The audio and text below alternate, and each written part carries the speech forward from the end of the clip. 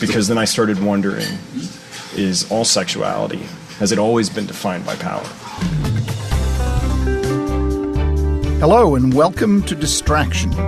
I'm Dr. Ned Hallowell, your host of the show that explores our super busy, also super distracted modern world. On today's show, I'm going to take you to one of my favorite little places, the East Rock Coffee Shop in New Haven, Connecticut, where I went to drink up not only the coffee, but the power of the human connection. And that's the voice you heard at the top of the show, David Reed. He sat down and we jumped right into a fascinating conversation about his field of study, the roots of sexual mores dating back to before Christ. He's a fascinating man. Join me as we meet Dave. So, can you tell me a little bit about yourself? Sure. Like what specifically did? What comes to mind? Who are you? I'm a postdoc at Yale in religious studies. I also teach over at an instructor over at Albertus Magnus in philosophy and religion. Now, is that a religious institution, Albertus Magnus?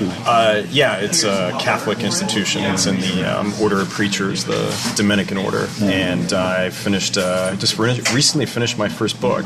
Oh, really? So I'm doing a lot of editing right now. What did you write it about? I wrote it about sex. It's early Christianity. So when anybody asks me that, now I'm afraid because you're a psychiatrist. So you're going to want... believe me, no. So I'm not going to read anything into it. Okay. Sex in early Christianity? In early Rome, in early Christianity, I went from the Augustan period on through the early monastic period. Tell me about it. What was the sex like in early?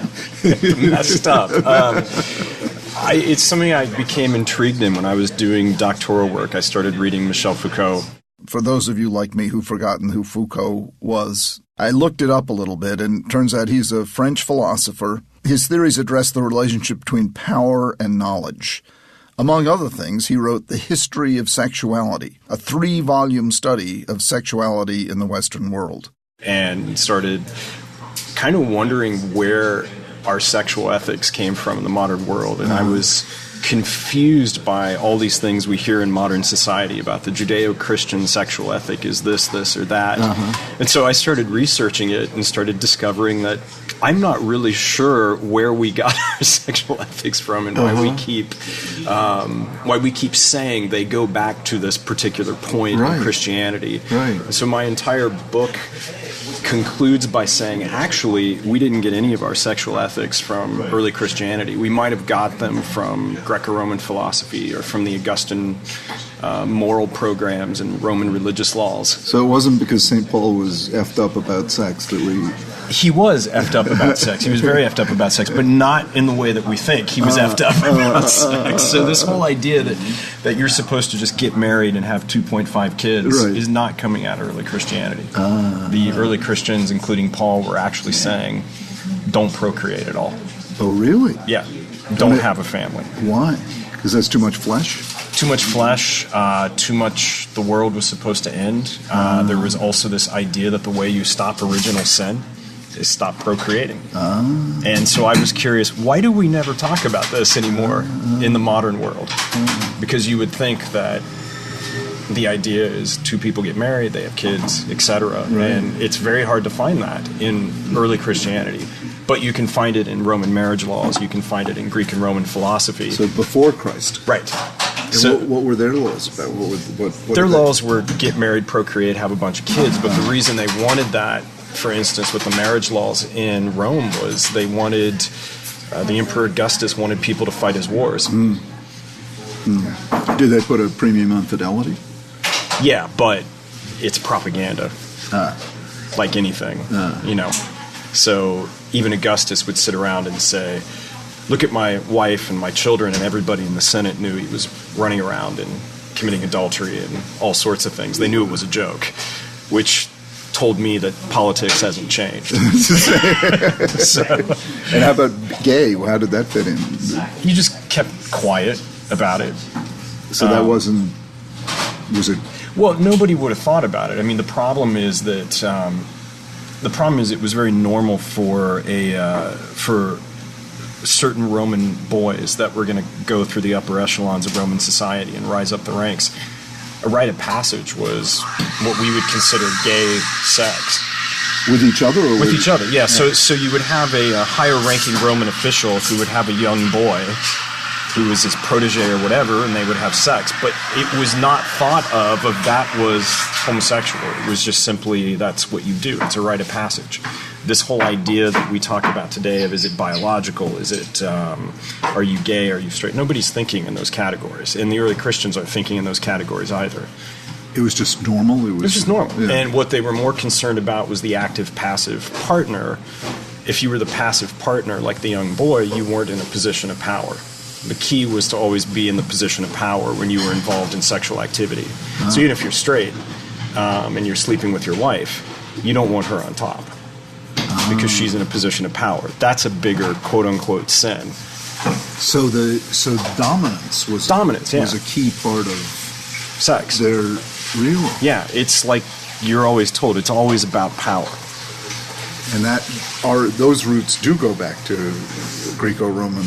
Right, it goes back to Greece, it goes back to Rome. You even see it in early Christianity. It's all about power. It's all about power. And that's what I got interested in, because then I started wondering, is all sexuality, has it always been defined by power? And what do you think? I think it is. So being attracted to someone, how does eros mix with power? I mean, I think that we would like to think it doesn't. But I think if we were honest with ourselves, and then maybe this sounds too Freudian, but I think if we were honest with ourselves, that we would realize that a lot of what we do isn't eros, it isn't for love, it isn't for, a lot of it is really motivated by other deeper concerns that are really about power. To dominate. To dominate, yeah. So what's in it for, let's say the man is dominating the woman. What's in it for the woman? Good question. Why does she participate? Because it's part of society, because you've been socialized into a structure that tells you this is what you do. And I think sometimes we don't realize that most of what we think and believe about anything, particularly sexuality, comes out of the socialization process of a culture. And that's also power. It tells you how to be, it tells you how to act. And I think oftentimes we don't realize we're playing a part in that script. What about pleasure? What about libido? A woman, why would a woman masturbate? Well, that's not about power. No, that's not about power. Right. So that could be a way of actually subverting the power structure. Because you could create pleasure for yourself, and then you bring in Paul into that, who just says, no, that pleasure, that's a problem. That's bad, right. And some of the philosophers said that too. So pleasure itself becomes... Pleasure could become a problem, especially excessive pleasure. What's excessive? Any? Well, whatever's not moderation. I don't know. They never define that. I wish they did. It's kind of that all things in moderation, idea. Right. And the Puritans, do they come from that? I think most of our sexual hang-ups and things come out of the Puritans, but I'm not sure if they're getting it from the Bible as much as they think they are. They would want you to believe that, but the reality is something keeps happening to sexuality in every single culture. It gets redefined. It gets defined by politics. It gets defined by philosophy. It gets defined by whatever, by society. Right. And, they had their own society defining sexuality, and then we became inheritors of that. What is your sexuality? As in... Are you active? Are you heterosexual? I'm heterosexual, married. I've been married for, going on 13 years. Do you have children? No, we're trying. Right now, we held that off as long long as... What does your wife say when you say it's all about power? She would, anybody that knows us knows I don't wear the pants in the family, which is why everybody thinks it's weird that I study those. So she would laugh if you She would laugh, yeah. I think we have a very balanced sort of equal relationship. I think we have a relationship that a lot of people are envious of. But by your model, your interest in her is simply to dominate her. And you say you don't. No, I try not to. So But you think her interest in you is to dominate you? I hope not. The rubber meets the road. No, and then my excuse is I say, no, I'm just here to raise questions. I'm not here to answer those questions. And then you'd have to talk to her too, and then see what she would say. Yeah. Because it's only going to be my perspective on things and then sometimes I think the awareness of what is actually going on in different societies and throughout history hopefully the awareness of it makes you start rethinking it and not doing those things. Well, couldn't it be that the power dynamic becomes isometric? In other words, you're both. What's sexually exciting is an embrace is kind of a power. Sure. Thing, yeah. And maybe you can share power. At some point. Yeah. Or the struggle neither wins, but it's exciting to contest. Right. Maybe. Yeah. I hadn't thought of it that way. I think I'm going to start. I'll try that and see if she. Let's contest tonight, sweetheart. Right. Now, are you studying to be a teacher or? Yeah, I finished my PhD 2 years ago at the University of Toronto, and so are you Canadian? No. But thank you though. No, I'm not. And then I went and came here to do a postdoc to work with a specific individual here because I didn't like the dissertation I wrote. I wanted to rewrite it. And so I came here and then started working here, and I'm back out on the job market as of this fall. With a PhD in religious studies? Yeah. So you don't want to be a preacher? Oh God, no. I would be very bad at that. So you would teach religion at a college? Yeah, you teach it as like a theory of religion, using Freudian theories, or you teach it as history, or even teaching like in a divinity school or a seminary like Yale Divinity School or something like that. Are you religious yourself? Yeah. I don't know if everybody would say I am, but given some of the things I write on, but no, I'm a practicing Catholic, and now you want to go down that road, don't you? But I'm a practicing Episcopalian. Okay, so it's like kissing. You have less guilt though than we do. Yeah, we don't have a pope. Yeah, and we have gay priests, and we have female priests. You have all the good stuff. Yeah, but you know where celibacy came from? As a student of religion, you probably do. It depends on what I've heard. Okay, you tell me. It's real estate. The popes didn't. Oh yeah, exactly. Yeah. It had nothing to do with theology. Right, it's people. They needed to keep the property in the right. Yeah, you don't want that passing on to. See, it's all about power. Power, exactly. In that one, in that case, yeah. So the Pope said, "Well, God just told me last night priests should not have sex anymore." So and then, bingo. Right, exactly. Now, how do you maintain being a practicing Catholic in the face of all the obvious reasons not to be? It's hard. It's a struggle. It's something my wife and I talk about a lot.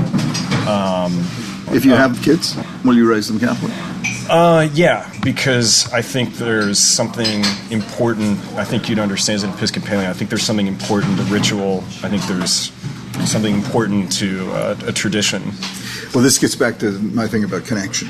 I think it's a rich source of connection that a lot of intelligent people have sort of excluded because we live in such a scientific age. Exactly. They scoff at it. Yeah. And what they're passing up is the connection. I call it the connection to what is beyond knowledge.